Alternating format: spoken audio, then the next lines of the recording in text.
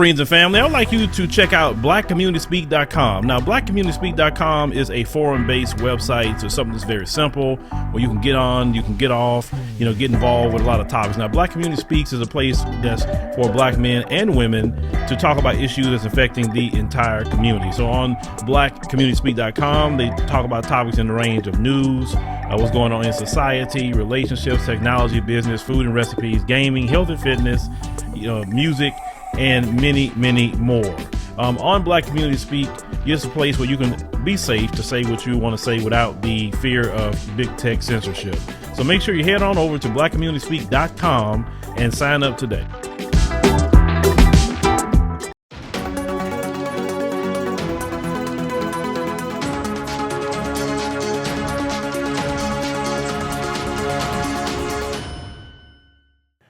So by now, everyone should have watched the sentencing of Derek Chauvin. He received 22 and a half years in prison. He could have got 40, and I believe he should have got 40 without the possibility of parole. That would have been the right sentence. But, we have a black attorney general by the name of Keith Ellison saying that, well, I don't want him to be made an example out of, and they should give him a lighter sentence. Who does that? But the reason why I want to talk about this, outside, of course, just the sentence and a few things I want to point out about what, caused, some of this, is his mother. Now, his mother got up there, and I want you to hear some of the things that his mother is going to say. I got to put y'all through that, but just listen to what this woman's going to say. Let's roll that clip. I am the mother of Derek Chauvin. I am here to speak on behalf of my entire family. On November 25th, 2020, not only did Derek's life change forever, but so did mine and my family's. Derek devoted 19 years of his life to the Minneapolis Police Department.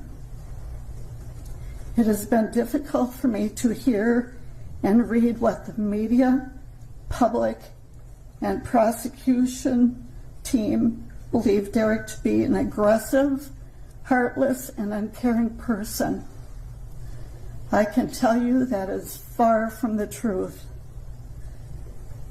My son's identity has also been reduced to that as a racist. I want this court to know that none of these things are true and that my son is a good man. Derek always dedicated his life and time to the police department. Even on his days off, he would call in to see if they needed help. Derek is a quiet, thoughtful, honorable, and selfless man. He has a big heart, and he always has put others before his own. The public will never know the loving and caring man he is, but his family does. Even though I have not spoken publicly, I have always supported him 100% and always will. Derek has played over and over in his head the events of that day. I've seen the toll it has taken on him. I believe a lengthy sentence will not serve Derek well. When you sentence my son, you will also be sentencing me.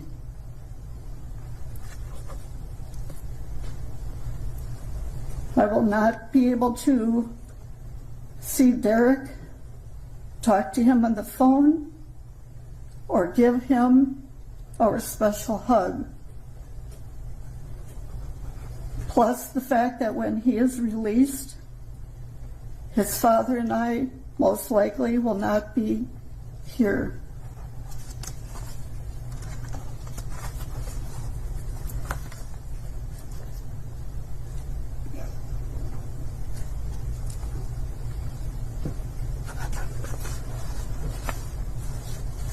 Derek,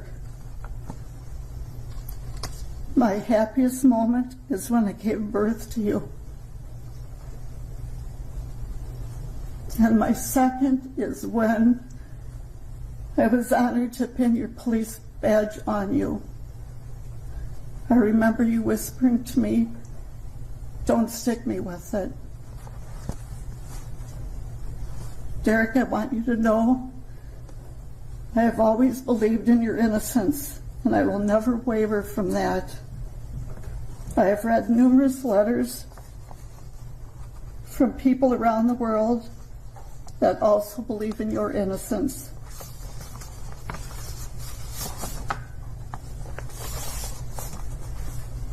No matter where you go, where you are, I will always be there to visit you. I promise you I will stay strong, as we talked about, and I want you to do the same for me. I will do what you told me to do, take care of myself, so I will be here for you when you come home. Remember, there is no stronger bond or love than a mother's love. And one final thought I want you to remember. Remember, you are my favorite son. Thank you for your time. Now, by listening to her, you would think that he was up there just for some injustice. This woman in one breath say, well, by the time you get out, me and your father may not be here. But then toward the end, she says, well, we'll be here when you get out. Well, which one is it? You're not going to be there, or you're going to be there? You're talking about that you're going, he's being taken away from you, but yeah, you can go visit him. Nobody can visit George Floyd anymore. Then did you hear this woman say that, I believe you're innocent and people around the world believe you're innocent? What is he innocent of? We got it on video. He literally killed George Floyd in 4K. He did it in 4K. Like what innocent can you do on that? Literally watch this guy do this. He had his hand in his pocket the whole time. He had plenty of time to get up off of George Floyd. You know what I'm saying? I mean, this woman's delusional. Talking about his police record and all of that. Like it's just some great injustice that he's going to jail. But you know what? I remember a long time ago, I was in a white supremacist forum. And this is their mindset about black people and white people. If you kill a white person, in the mind of the white supremacists, it's considered murder. If you kill a black person, that doesn't matter. Nothing should happen to you. That's just one of them things. That's how they feel. And for her to act that way and how she was talking, that's how she felt too. Let me tell you something. She's talking about her son and how she had him and he was her favorite. Online, they always talk about, and I made this post on Twitter, black single mothers and the wrong that black mothers are doing to their children. And of course, I don't advocate no single mother that's doing wrong by her children. No. But one group of mothers that don't really be discussed is these mothers like this one here. Those mothers birthed the Derek Chauvins and raised him, because let's call it what it is. Just as much as we talk about the kids in our community learn wrong things from the mothers, and sometimes the fathers too, they learn the same wrong things and evil things in their household. You understand? You think he got that way overnight? What about the 18 civilian complaints they had on this fool? Why is she not bringing that up? You got to understand the different police that's been out there over the years. They've been raised by women like her. It's name one that you could pick. That's the upbringing. You see all that, these racists run around America. Who was their mothers? Why don't we talk about those mothers? How hard, look at all the horrible children that they birthed and raising. They growing up storming the Capitol. That's the effects of their motherhood. Yeah, you listen, I know we got issues and problems in our community, but we don't have the children, even from the worst of the worst, go and do what they're doing. Are they? No. If anything, they're being a menace to our own community, but they're not being a menace to everybody, are they?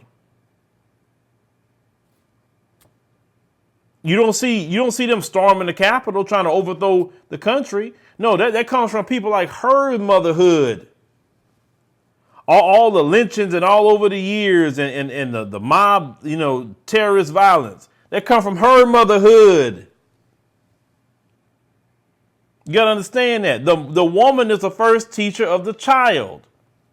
You're always pointing fingers at the white supremacist male, but you're not talking about the white supremacist mother that taught that too in the home. Not just the male. This woman's delusional. She definitely don't care about George Floyd or black people. That we could clearly see that.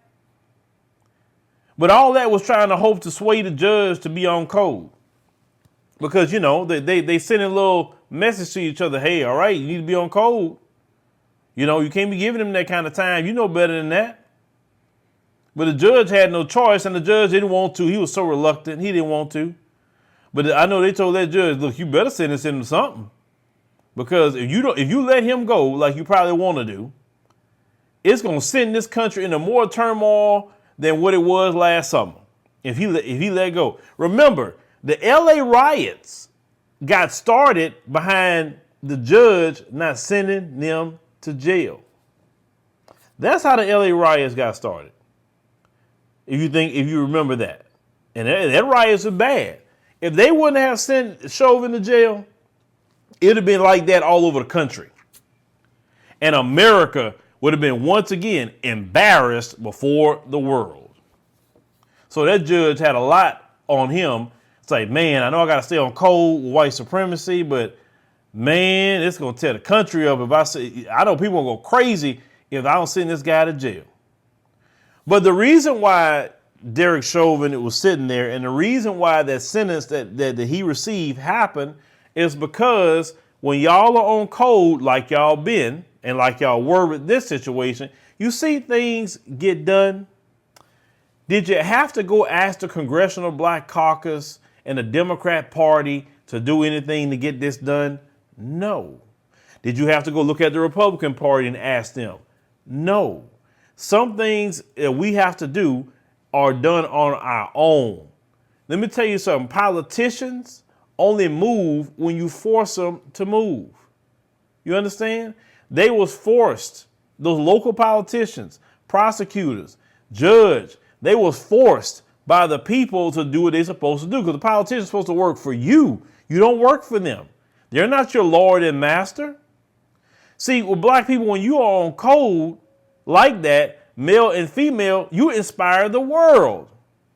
We would never inspire the world being in position like just taking it, or feeling like we're victimized and we're victims and we're gonna walk in the role of victimhood. No, I don't believe in victimhood. I'm not nobody's victim. Now, the system victimizes us systemically, but we don't have to take that jump. And see what black folks done. They said, we're not taking this stuff. We're not gonna sit up here and let you literally lynch a man in 4K and there's no response. And that response is the reason why Chauvin is going to jail. Now, they say he can't get out in 15 years on good behavior. Probably will. We don't know. But he got a long time to have a target on his back because people are gunning for him in there because they want to get some justice on him too. And that's the issue that he didn't want. Most crooked police don't want to go to jail because they know they're a target if they go in there. When you are on code, brothers and sisters, when you on code, we get things done.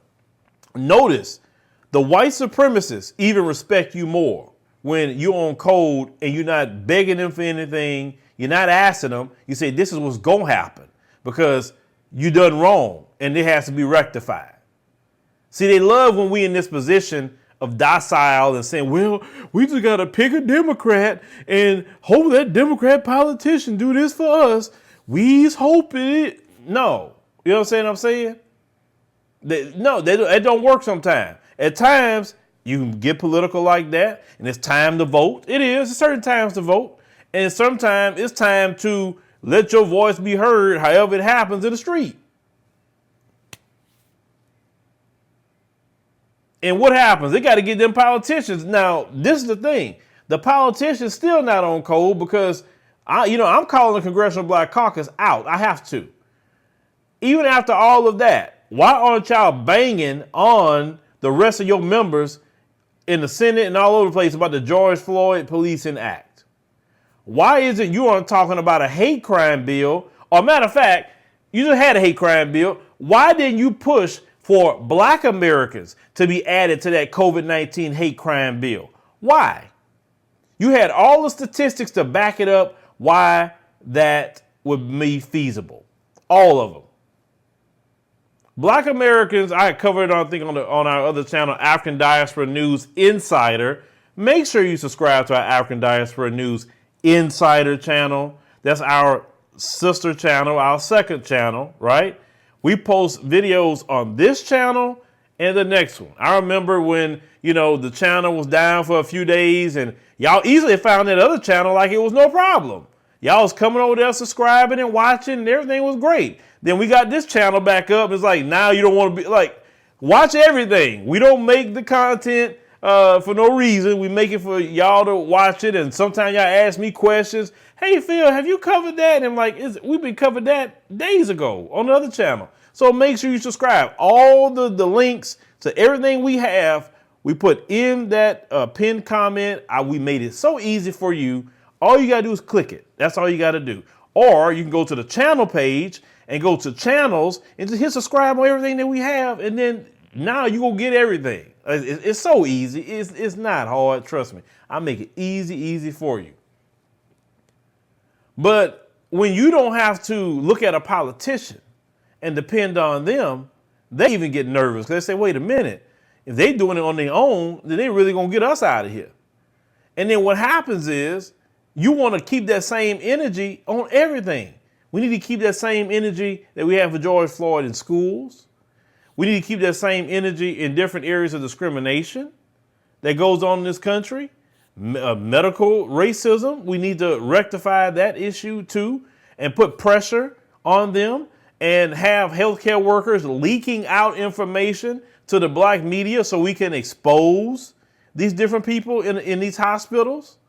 That's what y'all gonna have to do. See, one thing them folks do, they leak out the information to their media outlets so these people can be exposed. And that's what you guys are gonna have to do. You can leak information without putting your name out there. You can leak out emails and all of that without, the names will be redacted off of them. You understand what I'm saying? Videos, being recorded can be put out there. We all have to get, involved in citizen journalism. If something's happening to you, I want to tell my story. The best way to tell your story is to pick up that cell phone and record. That's the best way to tell your story. Because it's easier sometimes to tell your story when you got it in real time versus you writing the thing and talking about, I want to tell my story. Not to say your story is not important, but get it on camera as much as possible. Get it on camera. But with this situation, definitely some people are not, happy with this at all. I've seen the white supremacists say, I see they not even happy with the sentence. Well, why should we be happy with the sentence? He didn't get every year he could have got. And trust me, Chauvin, he do 15 years if he survive in jail. But if he do his 15 years, he and get parole, he get to go home with mommy. George Floyd will never have that opportunity. George Floyd's daughter will never have her father back. So no, his sentence is not enough. It's never going to be enough. And this, right here, have even the police saying they feel low morale and they want to retire because now they feel like they the bad guys. Oh, now you feel low morale because you can't beat up black people and kill black people with no consequence. That's when the morale is down now. Did you literally get that job to harm black people? Because basically what you're saying is, man, I can't harm black people no more. What's the point of this job? I got this job so I can harm black people. And now you telling me I can't harm them, or something going to happen to me? I'm going to go to jail, or I'm going to get fired, or my name will be on the news? Oh, man, I don't do this job no more. This job sucks now. I mean, that's really what they're saying, brothers and sisters, when you hear them talking about low morale. It's only morale for people that's doing wrong. Why are you talking about low morale? If you're the good cop, right? The good cops. Why are you complaining? No, I say this much to those police departments. Replace all of them with black police officers. Get black police officers that are MPs from the military. You can get some civilian. Replace them all with black people. That's what I say. Replace them with black people. Because you know what? We don't hear these stories about all over the place, black officers shooting people 17 times in the back. We don't hear stories of black officers always involved in some crap like the Mzungus. So please replace them with black officers. Because you know what black officers told me in many police departments all over this country? We can't do what they do because we will be fired at minimum, fired and charged, at the maximum. So we don't do what they do. So since you put them kind of rules on black officers, I prefer black officers to patrol all the streets of America. But leave me a comment. Let me know what you think about this guy's mother. And, I want to know what y'all think about, this motherhood that we have seen in this country. Because like I said, all of this circle right back to their motherhood. But they always want to talk about, what black women are doing. Please, black women on their worst day is not producing that. These proceedings are concluded. This court is adjourned. For all the shit I did for this motherfucking company, You ever had a great idea stolen from you and didn't know how to go about getting justice? In Charles Ford's The Anatomy of a Corporate Lynching, he takes us behind the scenes of his public copyright and civil rights lawsuit against his employer, Con Edison. In this explosive page-turner, Ford writes of an idea he submitted being taken and used without credit or compensation. In a book where no names have been changed to protect the guilty, Ford details how he stood his ground legally against theft and racial discrimination. Ford's exploration of a corporate lynching attempt inspires readers to pursue justice and fight back legally in the face of corporate opposition and retaliation. The Anatomy of a Corporate Lynching is available on Amazon worldwide in paperback and on Kindle. Find Ford at author Charles Ford on Instagram.